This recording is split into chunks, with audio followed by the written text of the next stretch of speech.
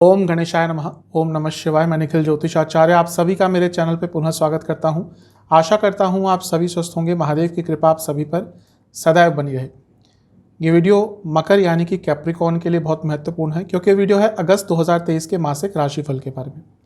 कैसा रहेगा अगस्त का महीना मकर के लिए। मेरा जो मासिक राशिफल होता है वो प्रमुखतः जीवन की जो मुख्य चीज़ें होती हैं उन पर आधारित होता है, जैसे कि सामान्य विश्लेषण, career, business, income, investment, love life, married life, students और सेहत। और वीडियो के अंत में कुछ उपाय भी बताता हूँ। कहाँ से देखिए राशिफल? देखिए लग्न राशि से और चंद्र राशि से टेक्निकली अलग अलग राशिफल नहीं बन सकते, हर बार समझाने का प्रयास होता है।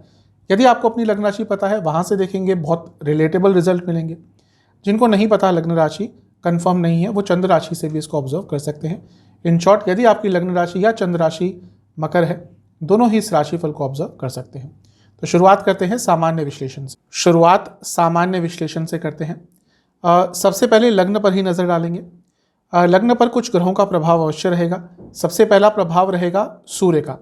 सूर्य 17 अगस्त तक आपके सप्तम भाव में रहेंगे, तो लग्न को सीधा देखेंगे, क्योंकि सूर्य आपके लिए अष्टम के स्वामी है। वैसे भी आपके लग्न के स्वामी के साथ बहुत अच्छे संबंध तो नहीं है, तो सूर्य एक अनिश्चितता उत्पन्न करेंगे। ऑलरेडी जुलाई में वो फेज आ गया होगा और इस महीने भी एक अनिश्चितता रहेगी।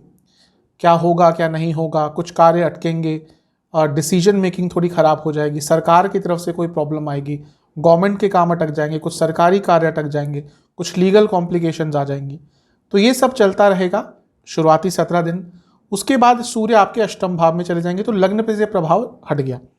लेकिन एक और ग्रह का लग्न पर प्रभाव आ जाएगा, वो होगा शुक्र का, और वो आपके लिए शुभ होगा। कारण क्या है कि शुक्र आपके योग कारक ग्रह हैं और उनकी अवस्था इस तरह की होगी कि वो पतित हो जाएंगे, यानी कि गिर जाएंगे। वक्री हो गए थे जुलाई में, अब पीछे जाते जाते तो पुनः कर्क में आ जाएंगे। कर्क में उन्होंने एक महीना बिता लिया था, अब वापस कर्क में आ जाएंगे और कर्क में आके आपके लग्न को देखेंगे। तो योग कारक ग्रह वापस आ रहा है केंद्र में और केंद्र से आपके लग्न को देखेगा। यानी कि जीवन में जो काम अटक रहे थे, जीवन में जो मौके हाथ से निकल गए थे, जीवन में जो अपॉर्चुनिटीज़ नहीं मिल पा रही थी, अपूर्ण कार्य, इन सब में अच्छा रिजल्ट देने के लिए शुक्र वापस आ रहे हैं। योग कारक ग्रह का लग्न से संबंध बनाना, यानी कि जो कार्य छूट रहे थे, जो 99% पे अटक जाते थे, जो समझ नहीं आ रहा था कि इन कार्यों को पूरा कैसे करें, वो सारे कार्य पूरा करने के लिए योग कारक ग्रह वापस आपके सप्तम भाव में आ रहे हैं और वहाँ से आपके लग्न को देखेंगे। तो ये महीना अपनी रुकावटों को दूर करने का है, ये महीना नई अपॉर्चुनिटीज़ को पाने का है, ये महीना जीवन में तेज़ गति से आगे बढ़ने का है। तभी मैं कहता हूँ कि ग्रहों की स्थिति को समझना चाहिए। ग्रह कोई वापस आता है और अच्छे भाव में है या आपके लिए कोई अच्छा योग बना रहा है, यानी कि जो वो ग्रह नहीं दे पाया था उसको पुनः देने के लिए आ रहा है। तो शुक्र आपके 10वें घर के स्वामी, यानी कि करियर में जो अपॉर्चुनिटीज़ निकल गई थी हाथ से, उनको वापस देने के लिए आ रहे हैं। शुक्र आपके पंचम भाव के स्वामी है, लक्ष्मी स्थान के। इनकम की अपॉर्चुनिटीज़ बनेंगी, स्टूडेंट्स के लिए अच्छा होगा, जो स्टूडेंट्स विदेश जाना चाहते थे उनके लिए अच्छा होगा। तो शुक्र का सप्तम में आकर लग्न पर प्रभाव डालना इस महीने आपके जीवन में सकारात्मकता की वृद्धि अवश्य करने वाला है। और किसी ग्रह का डायरेक्ट इंपैक्ट नहीं रहेगा लग्न पर, इसलिए लग्न के स्वामी पर भी नजर डालते हैं। लग्न के स्वामी है शनि महाराज, जो वक्री हो गए हैं, जून से ही वक्री हो गए थे, अभी अति वक्र हो रहे हैं, यानी कि पीछे जाते जाते उनकी जो स्पीड है बढ़ रही है। अब ये थोड़ा सा सेंसिटिव हो सकता है।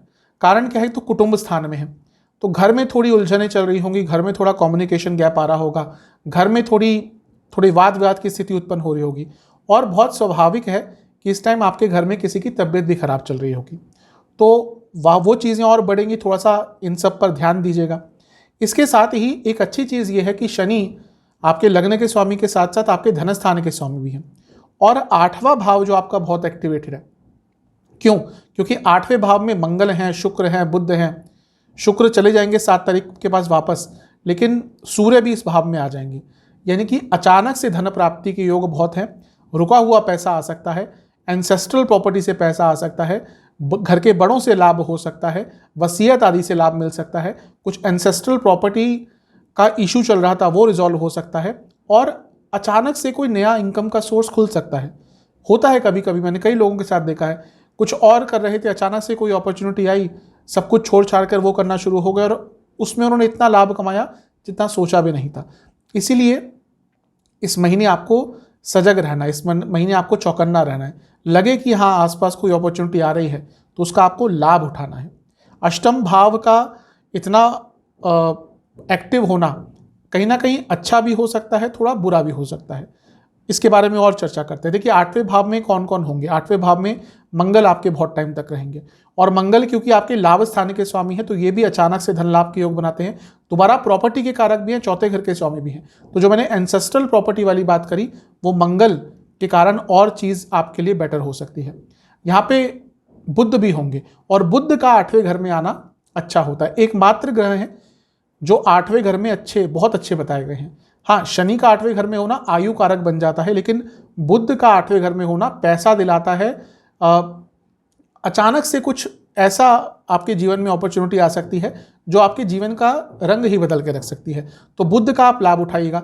इसके साथ ही 8वां भाव गूढ़ विद्याओं का होता है, ऐसे ज्ञान का होता है जो सामान्य नहीं होता, जैसे कि तंत्र विद्या, जैसे कि मंत्र विद्या, जैसे कि ज्योतिष। इन सब को सीखने में आपका बहुत इंटरेस्ट रहेगा, इन चीज़ को समझने का आपका बहुत इंटरेस्ट रहेगा, और हो सकता है कोई ना कोई साधना करने का भी आपका मन करे। और वैसे भी अच्छा एक टाइम चल रहा है, सावन का महीना चल रहा है, कोई साधना करना चाहते थे, कोई मंत्र साधना करना चाहते थे, किसी गुरुजन से मिलना चाहते थे, उन सब चीज़ों के लिए जो समय है बहुत ही श्रेष्ठ दिख रहा है। तो 8वें भाव का अच्छा रिजल्ट भी होता है। बुरा रिजल्ट क्या होगा कि वो अनिश्चितता तो थोड़ी सी जीवन में बनी ही रहेगी, ये करूँ या वो, डिसीजन मेकिंग, वाणी में बहुत अशुद्धता रहेगी। वाणी की शुद्धता पर आपको काम करना है। वाणी से आपके कुछ ऐसी चीज़ें इस महीने निकल जाएंगी जो बाद में आप खुद रिग्रेट करेंगे कि मैंने ये क्या बोल दिया।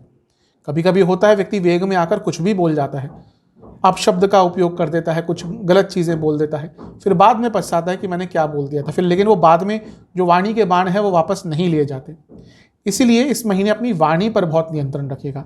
अदरवाइज ये महीना अचानक से अपॉर्चुनिटीज आपके जीवन में बहुत खोलने वाला है। चौथे भाव में गुरु चांडाल योग बने रहेगा, ये ठीक है, कोई प्रॉब्लम नहीं है। लेकिन बृहस्पति मंद हो रहे हैं। बृहस्पति महीने के अंत तक आते आते करीबन 18-20 तारीख से ही उनकी स्पीड धीरे हो जाएगी। तो वहाँ से वो क्योंकि सीधा 10वें घर को देख रहे हैं, यानी कि कार्य क्षेत्र में थोड़ा सा आपका परफॉर्मेंस लो हो जाएगा, स्लो हो जाएगा, और इसके साथ ही ओवरऑल जीवन में एक स्लोनेस, एक लेजीनेस छा जाएगी। तो उस पर थोड़ा कंट्रोल कीजिएगा, अपने आप को ऑर्गेनाइज रखेंगे तो अच्छा है। लेकिन अच्छी चीज़ है कि लग्न के स्वामी शनि भी बृहस्पति को देख रहे हैं, और बृहस्पति आपके लिए 12वें घर के स्वामी है और बृहस्पति आपके लिए 3रे घर के स्वामी हैं। जो लोग विदेश जाना चाहते थे उनके लिए बहुत अच्छा समय है, और जो लोग ऑलरेडी विदेश में हैं और अपना इमिग्रेशन का काम, अपना PR का काम करवाना चाहते थे, उनके लिए भी महीना बहुत श्रेष्ठ है। तो ओवरऑल मिला जुला सा प्रभाव आपके लिए दिख रहा है। अधिकतम अच्छी ही चीज़ें हैं, जो नेगेटिव चीज़ें कहीं उनका ध्यान रखिएगा। केतु 10वें घर में बने रहेंगे। टेक्निकल जो काम करते हैं उनके लिए महीना बहुत अच्छा है, लेकिन कहीं ना कहीं जॉब से सेटिस्फैक्शन इस महीने कम ही प्राप्त होगी आपको। कुछ विशेष योगों की बात कर लेते हैं जो आपके लिए बन रहा है। आपके लिए आदि योग बन रहा है महीने के शुरुआती भाग में। जीवन में आगे बढ़ने के लिए, प्रमोशन आदि के लिए अच्छा है, रिकॉग्निशन के लिए अच्छा है योग। सर्प योग, नाभस योग होता है। ये दोबारा वाणी पर ही लेके जाऊंगा, वाणी पर थोड़ा कंट्रोल आपको करना पड़ेगा। शंख योग भी बन रहा है, ये भी पैसे के लिए अच्छा होता है। कुछ विशेष प्रिडिक्शंस मेरी तरफ से कि महीना आपको इंस्पिरेशन ढूंढनी पड़ेगी, क्योंकि कभी कभी क्या होगा, सब कुछ ठीक चलते हुए भी इंस्पिरेशन खत्म हो जाएगी और फिर आगे नहीं बढ़ पाएंगे। इस महीने पैसा बहुत कमा सकते हैं, लेकिन दोबारा वही कहूँगा, इंस्पिरेशन पे काम कीजिएगा, अपने आप को जानिएगा, अपने आप को एक्सप्लोर कीजिएगा, अपॉर्चुनिटीज़ को एक्सप्लोर कीजिएगा, और कुछ नया सीखने का प्रयास अवश्य कीजिएगा। क्योंकि जो व्यक्ति अपने आप को आज के समय में अप टू डेट रखता है, अपग्रेड करता है, समय के साथ बदलता है, वही आगे बढ़ पाता है। अपने कम्युनिकेशन स्किल्स पर काम करना पड़ेगा, अपने नेचर को समझना पड़ेगा, अपने नेचर के विरुद्ध चीज़ें करने से आपको अपने आप को रोकना पड़ेगा। कुछ नेगेटिव पॉइंट्स, सेहत पर बहुत ध्यान दीजिएगा, क्योंकि वक्री आपके लग्न के स्वामी और सप्तम में आकर शुक्र भी लग्न को देखेंगे, तो 2 वक्री ग्रहों का प्रभाव हो गया, तो वो प्रॉब्लमेटिक हो सकता है। ज़्यादा किसी से बहस मत कीजिएगा इस महीने। जैसा मैंने वाणी की बात 2-3 बार कह दी, तो बहस करेंगे तो कन्फ्रंटेशन बहुत हो सकती है, आर्ग्यूमेंट्स बहुत हो सकते हैं। इन सब चीज़ों से आपको बचना है। करियर की तरफ चलते हैं। करियर के लिए देखिए, वैसे महीना ठीक है। आपके जो 10वें भाव के स्वामी हैं शुक्र हैं, वो केंद्र में वापस आ रहे हैं, तो रिकॉग्निशन मिल सकता है, प्रोत्साहन मिल सकता है आपको करियर में, प्रमोशन के चांसेस बन सकते हैं। कुछ नई रिस्पॉन्सिबिलिटी आपको दी जा सकती है, ये सारी अच्छी चीज़ें हैं। जैसा मैंने शुरू में ही कहा था, ग्रह पतित होता है, वापस जाता है, तो जो अपॉर्चुनिटीज हाथ से निकल गई थी तो वापस देने के लिए आता है। और क्योंकि शुक्र आपके योग कारक भी हैं, तो ये भी एक अच्छी चीज़ दिख रही है, यानी कि आपको नया काम, नई रिस्पॉन्सिबिलिटी, प्रमोशन, इन सब चीज़ों में आपको कुछ अच्छा देखने को मिल सकता है। प्रॉब्लम क्या है कि 10वें भाव में केतु है, और ये केतु थोड़े वल्नरेबल हैं, क्योंकि ये केतु राशि परिवर्तन कुछ ही महीनों में करने वाले हैं। केतु का पीरियड बड़ा होता है, राहु केतु का 1.5 साल का होता है। तो जब ये राशि परिवर्तन करने के पास में अपने आते हैं, 1-1.5 महीना, 2 महीने बच जाते हैं, तो थोड़ा सा अजीब सा रिजल्ट देना शुरू कर देते हैं। तो केतु क्योंकि 10वें घर में है, एक तो जॉब सेटिस्फेक्शन नहीं मिलेगी। मैंने शुरू में ही कहा था कि ये महीना इंस्पिरेशन आपको ढूंढनी पड़ेगी। सब कुछ अच्छा होते हुए भी आपको कुछ अच्छा काम भी मिल गया, आपने अच्छा कर भी लिया, प्रमोशन भी हो गई भले ही, लेकिन इंस्पिरेशन नहीं रहेगी, और उसके कारण कार्य क्षेत्र में गलतियां हो सकती हैं, उसके कारण जॉब सेटिस्फेक्शन की कमी हो सकती है। तो ये वो महीना है जब आपको सेल्फ मोटिवेटेड रहना है। सेल्फ मोटिवेटेड रहेंगे तो कार्य क्षेत्र में आगे बढ़ पाएंगे, नहीं रहेंगे तो प्रॉब्लम होगी। एक चीज़ है जिससे थोड़ा बच के रहना है, शुक्र कहीं ना कहीं ऑफिस पॉलिटिक्स से एक कारक बन जाते हैं, क्योंकि वो लग्न को देखेंगे 7 तारीख के बाद। तो जिनके साथ रिसेंटली अच्छा हुआ है कार्य क्षेत्र में, उनके खिलाफ भयंकर स्तर पर ऑफिस पॉलिटिक्स हो सकती है। वैसे भी जो मकर वाले लोग होते हैं, ये अपने कार्य के प्रति बहुत डिवोटेड होते हैं, वर्कहॉलिक होते हैं। कभी कभी ये सब कुछ अच्छा कर लेते हैं, बहुत अच्छा काम करते हैं, लेकिन इनको ऑफिस पॉलिटिक्स समझ नहीं आती, इनको ऑफिस गॉसिप समझ नहीं आती, इनको पता नहीं चलता कि किस तरह से बटरिंग करनी है, और वहाँ पे मात खा जाते हैं। और जब इनके खिलाफ ऑफिस पॉलिटिक्स होती है, इनको समझ नहीं आता क्या करें। तो ये महीना थोड़ा चौकन्ने रहेगा, क्योंकि आपके खिलाफ वो चीज़ें हो सकती हैं। अष्टम भाव क्योंकि बहुत ज़्यादा बली हो जाएगा इस महीने, तो अगर आप जॉब चेंज करने के बारे में विचार कर रहे थे, तो अचानक से कोई ना कोई नया ऑफर आ सकता है। तो महीना वैसे बुरा नहीं है, लेकिन जो मैंने चीज़ें कही उन पर ध्यान देंगे तो आपके लिए बहुत अच्छा रहेगा, बहुत श्रेष्ठ रहेगा। क्योंकि केतु अभी 10वें घर में बने हुए हैं, अगर आप अपने करियर के संबंध में कोई नई स्किल सीखना चाहते थे, तो उसके लिए भी ये समय, ये महीना बहुत श्रेष्ठ है, बहुत अच्छा है। बृहस्पति 10वें भाव को देखते रहेंगे, और महीने के मध्य भाग के बाद वो धीरे हो जाएंगे। तो हो क्या सकता है कि आपके कार्य डिले होना शुरू हो जाएंगे कार्य क्षेत्र में, आपका जो परफॉर्मेंस है वो भी थोड़ा धीरे हो जाएगा, और कुछ गलतियां भी हो सकती हैं आपसे महीने के अंत में। तो इन सब चीज़ों पर विचार करते हुए चलेंगे तो आपके लिए बहुत श्रेष्ठ रहेगा, बहुत अच्छा रहेगा। मंगल का 9वें भाव में आना 18 तारीख को, वो आपका और आपके बॉसेस से महीने के अंत में एक झगड़ा या बहस या कुछ ऐसी चीज़ें भी करवा सकता है। कुछ स्पेशल प्रेडिक्शन मेरी तरफ से, ये महीना आप आगे अवश्य बढ़ पाएंगे, लेकिन वाणी की मधुरता पर काम कीजिएगा। जब सेंसिटिव फील कर रहे हो तब कोई जजमेंट पास मत कीजिएगा, कोई बात मत बोलिएगा, और आपको अपने ऊपर फोकस करना है। कोई क्या कर रहा है, कोई क्या नहीं करना, छोड़ दीजिएगा। आप अपने आप को कैसे सुधारें, कुछ नया सीखिए जो आपके करियर के रीडेवलपमेंट पे काम करे, आपको मदद करे, आपको आगे बढ़ने में मदद करे। इन सब चीज़ों पर काम कीजिएगा, एक्टिव रहिएगा, संबंध थोड़े सुधारने का प्रयास कीजिएगा, और विल पावर आपको बहुत दिखानी पड़ेगी। ये महीना अगर आपको आगे बढ़ना है तो सेल्फ मोटिवेटेड और विल पावर, ये 2 शब्द आपको हमेशा याद रखने हैं, तभी आगे बढ़ पाएंगे। महीना ठीक है, जो नेगेटिव, जो कुछ मैंने सेंसिटिव बातें कही हैं उनका ध्यान दीजिएगा। कुछ नेगेटिव पॉइंट जिनसे पूरा बचना है, एक तो वर्क लाइफ बैलेंस बहुत आवश्यक है, उस पर काम कीजिएगा। कम्युनिकेशन गैप बहुत होगा आपका, आपके कलीग्स के साथ भी, आपके बॉसेस के साथ भी, उस पर आपको बहुत काम करना है। इन चीज़ों पर विचार कर लिया तो फिर भी महीना आपका ठीक ठाक जाएगा।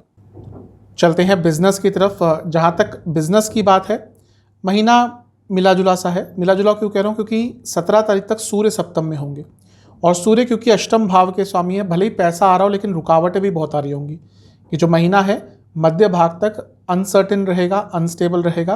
काम आएगा, पैसा आएगा, लेकिन खर्चे भी बढ़ेंगे, रुकावटें भी होंगी, सरकार की तरफ से प्रॉब्लम होंगी। हो सकता है जुलाई में ही कुछ सरकार की तरफ से प्रॉब्लम्स आ गई हों, तो वो चीज़ें और बढ़ेंगी।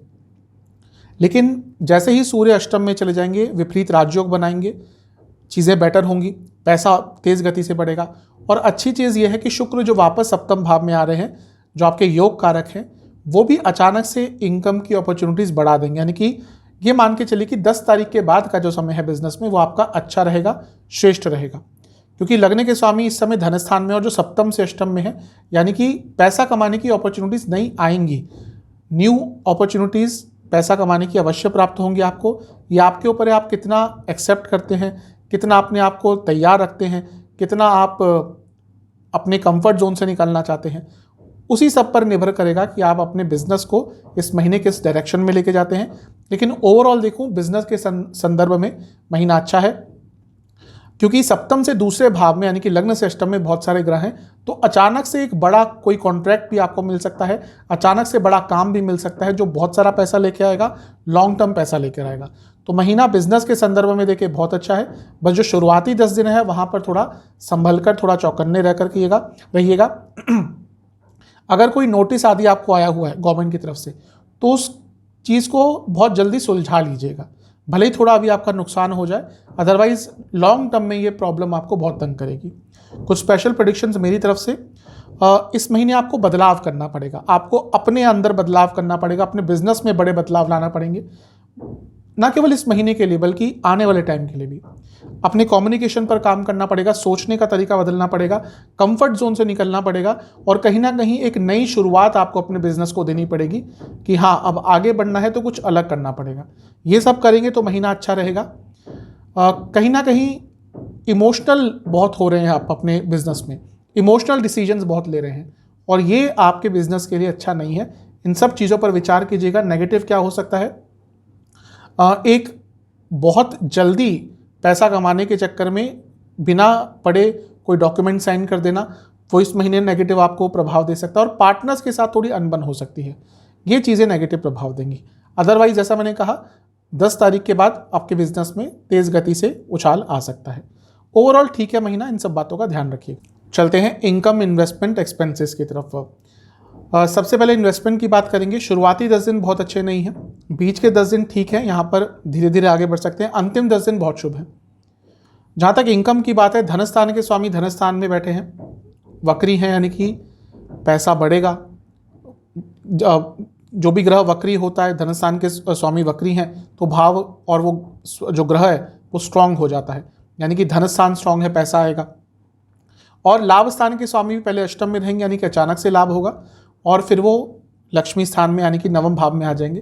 तो महीना पैसा कमाने के लिए ठीक है। जहाँ तक खर्चों की बात है वो थोड़े बढ़ेंगे, क्योंकि 12वें घर के स्वामी केंद्र में है, यानी कि घर पे खर्चे बहुत होंगे। खर्चे ऑलरेडी बढ़ना स्टार्ट हो गए होंगे अप्रैल से, और अब वो और तेज़ गति से बढ़ेंगे।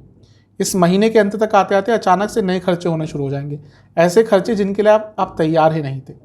तो इस महीने किन किन चीज़ों पे खर्चे होंगे? सबसे ज़्यादा जैसे मैंने कहा, घर पर, घर की ज़रूरतों पर, घर के रखरखाव पर, मेंटेनेंस पर अत्यधिक खर्चे होंगे। कभी ये खराब हो गया, कभी वो खराब हो गया, तो यहाँ पे खर्चे होंगे।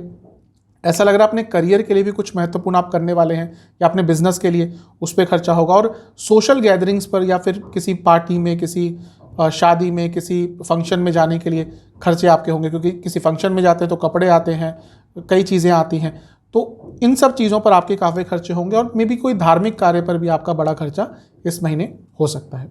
चलते हैं रिलेशनशिप की तरफ। सबसे पहले नो कॉन्टैक्ट सिचुएशन की बात करेंगे। चांसेस हैं इस महीने, चांसेस हैं कि चीज़ें ठीक हो जाएं। मैं ये नहीं कह रहा कि एकदम सब कुछ ठीक हो जाएगा, लेकिन थोड़ी बातचीत दोबारा स्टार्ट हो सकती है। महीने का जो बीच के 10 दिन का भाग है, यहाँ पर बिल्कुल ट्राई मत कीजिएगा। शुरुआती 10 दिन और अंतिम 10 दिन, यहाँ पर आप ट्राई कर सकते हैं, चीज़ें बेटर हो सकती हैं। जहाँ तक नए रिलेशनशिप की बात है, वहाँ भी संभावना बहुत अच्छी दिख रही है, लेकिन पहले कम्युनिकेशन पर ध्यान दीजिएगा। यदि किसी से बातचीत चल रही है और आपको लग रहा है कि हाँ सही डायरेक्शन में सब कुछ जा रहा है, तभी चीज़ों को इनिशिएट कीजिएगा, लेकिन महीना ठीक है। जो लोग ऑलरेडी रिलेशनशिप में हैं उनके लिए महीना कष्टकारी होगा। मैं शुरू से ही कहते आ रहा हूँ कि शुक्र का वक्री होना, पतित होना, गिरना पिछली राशि में, ये रिलेशनशिप पर, मैरिड लाइफ पर नेगेटिव प्रभाव डालेगा। खुद देखेंगे आप, कई लोगों के बीच में प्रॉब्लम्स आना शुरू हो जाएंगी। और क्योंकि आपके पंचम के स्वामी है, इसलिए आप पर इम्पैक्ट ज़्यादा रहेगा। ये महीना ईगो क्लैशेस का है, ये महीना कम्युनिकेशन गैप का है, ये महीना एक वैक्यूम क्रिएट कर देगा आपको। आप जो एक्सपेक्ट कर रहे हैं आपके पार्टनर, शायद वो नहीं प्रोवाइड कर पा रहे, शायद रिलेशनशिप उस डायरेक्शन में नहीं जाएगा, या ऑलरेडी वो प्रॉब्लम्स आ चुकी है। उसके कारण रिलेशनशिप में जो दिक्कतें हैं, परेशानी है, वो और बढ़ेंगी। और क्योंकि पंचम से नवम में मंगल भी आ जाएंगे, यानी कि महीने के अंत में आके लड़ाई झगड़े भी होंगे। और क्योंकि पंचम से चौथे में, यानी कि लग्न से अष्टम में बहुत सारे ग्रह हैं, यानी कि इमोशनल गैप भी आ जाएगा। तो महीना रिलेशनशिप के संबंध में बहुत अच्छा नहीं दिख रहा। कुछ स्पेशल प्रेडिक्शन मेरी तरफ से, कोशिश कीजिएगा कि एक पॉजिटिव कम्युनिकेशन रहे। कुछ बोलें तो व्यंग्यात्मक ना बोलें, या कुछ ऐसा मत बोलें जो आपके पार्टनर को हर्ट कर जाए। सरल बातें कीजिएगा, सीधी स्पष्ट बातें कीजिएगा। कि वो महीना जब कम्युनिकेशन गैप बहुत बढ़ेंगे, जैसे हमने शुरू में ही कह दिया था। कहीं ना कहीं ये महीना असेसमेंट का है। ठीक है, लोग रिलेशनशिप में आते हैं, प्रॉब्लम्स आती हैं, फिर कहीं ना कहीं समझ आता है मे बी ये व्यक्ति आपके लिए सही नहीं है, ये रिलेशनशिप सही नहीं है। और अगर उस जोन में आप जा रहे हैं, अगर उस फेज़ में आप जा रहे थे, तो ये महीना आपको मदद करेगा जानने के लिए कि हाँ फ्यूचर है इस रिलेशनशिप का या नहीं। और ये भी बहुत महत्वपूर्ण चीज़ होती है। अगर रिलेशनशिप सही नहीं चल रहा तो बेटर होता है कि उसको ख़त्म करके अपने अपने डायरेक्शन में जाया जाए, रैदर देन कि एक दूसरे के साथ लगे हुए हैं, लड़ाई झगड़े कर रहे हैं, फिर सोच रहे हैं सब कुछ ठीक हो जाएगा। कभी कभी एक प्रैक्टिकल कॉल लेनी पड़ती है कि हाँ नहीं देख रहे फ्यूचर साथ में, तो बेटर है एक अच्छे टर्म पर रिलेशनशिप को ख़त्म कर आगे बढ़ा जाए, रैदर देन उसको खींचा जाए और फिर बाद में एक बुरे टर्म में जाकर रिलेशनशिप ख़त्म हो। तो ये महीना कहीं ना कहीं आपको असेसमेंट की मदद अवश्य करेगा, आपको असेस करने का मौका अवश्य देगा। कुछ नेगेटिव पॉइंट्स, शक मत कीजिएगा, बहुत शक्की आपका स्वभाव हो जाएगा इस महीने, और झगड़ों से बचिएगा, झगड़े बहुत बड़े स्तर पर हो सकते हैं।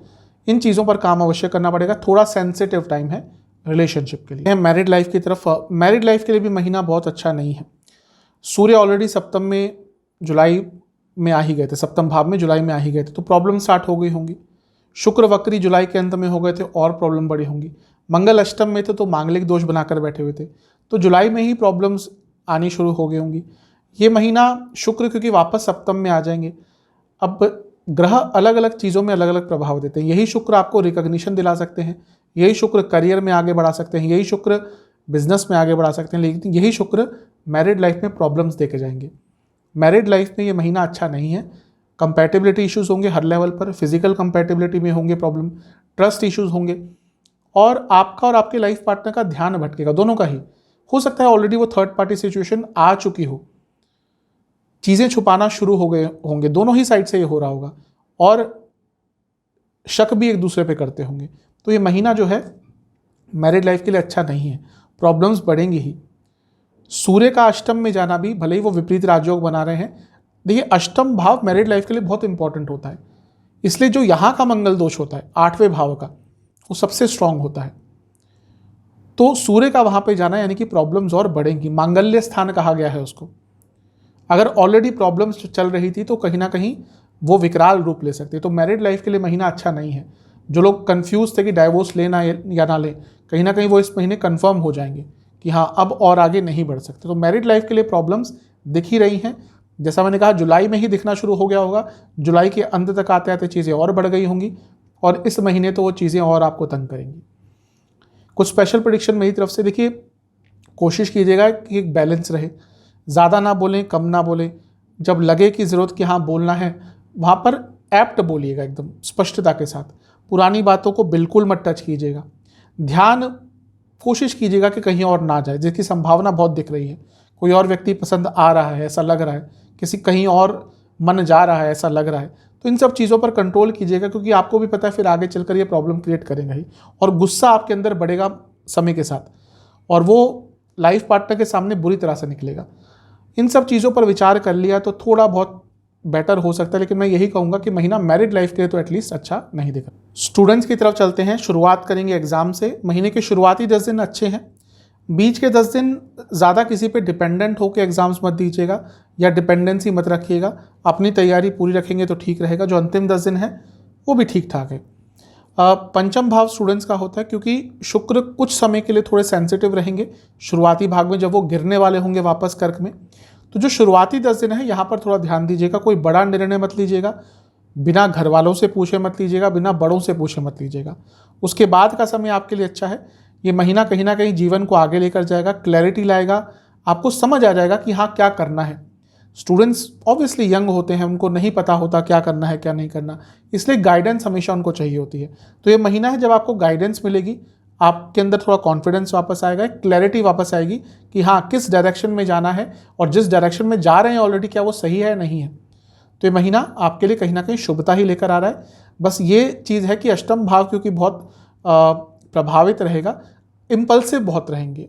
इम्पल्सिव होकर कोई बड़ा निर्णय लिया तो वो आपके विरुद्ध जा सकता है, अदरवाइज तो महीना ठीक है। सेहत की तरफ चलते हैं। सेहत पर ध्यान दीजिएगा। लग्न के स्वामी वक्री हैं, शुक्र वक्री होकर सप्तम में आ जाएंगे, लग्न को देखेंगे। अष्टम के स्वामी सूर्य 17 तारीख तक लग्न को देखेंगे। अष्टम भाव बहुत ज़्यादा प्रभावित है, तो इस महीने अचानक से तबीयत बिगड़ सकती है। कोई पुराना रोग वापस आ सकता है, कोई ऐसी प्रॉब्लम हो सकती है जो डायग्नोज ही ना हो पाए, समझ ही नहीं आए डॉक्टर्स को भी कि प्रॉब्लम क्या है। तो महीना सेहत के लिए अच्छा नहीं है। ओवरऑल आँखों की प्रॉब्लम, इन्फेक्शंस, प्राइवेट पार्ट से जुड़ी प्रॉब्लम, लिवर की प्रॉब्लम, किडनी की प्रॉब्लम, ये बहुत ज़्यादा तंग करने वाली है। थोड़ा सा ध्यान आपको देना पड़ेगा। हड्डियों की प्रॉब्लम भी आपको बहुत तंग करेगी और हार्मोनल इश्यूज़ तो पूरे महीने बने रहेंगे। ऑलरेडी आपको कोई थायराइड आदि की प्रॉब्लम है, दिक्कत परेशानी बढ़ेगी। जो महीने के शुरुआती 10 दिन है, पेट की प्रॉब्लम, हार्मोनल डिसऑर्डर्स, बीच के 10 दिन सर की प्रॉब्लम, नसों की प्रॉब्लम, वाटर रिटेंशन, अंतिम 10 दिन लिवर की प्रॉब्लम, पेट की प्रॉब्लम और आंखों की प्रॉब्लम और पैरों से संबंधित कोई प्रॉब्लम ज़्यादा तंग करेगी। उपाय की बात कर लेते हैं। किसी भी शनिदेव के मंदिर में कुछ शनि चालीसा की पुस्तकें आपको दान करनी है, सरसों का तेल दान करना है और कुछ काली उड़द की दाल, कितने भी आपके हिसाब से वो दान करनी है और फिर वहाँ बैठकर आपको शनि चालीसा का 5 बार पाठ करना है। ये उपाय कर लेंगे, आपके लिए अधिकतम प्रभाव अच्छे ही रहेंगे। आशा करता हूँ कि वीडियो आपके काम आएगी। चैनल पर नए हैं, सब्सक्राइब कीजिए, वीडियो को लाइक कीजिए। मिलता हूँ अगली वीडियो में, तब तक के लिए ओम।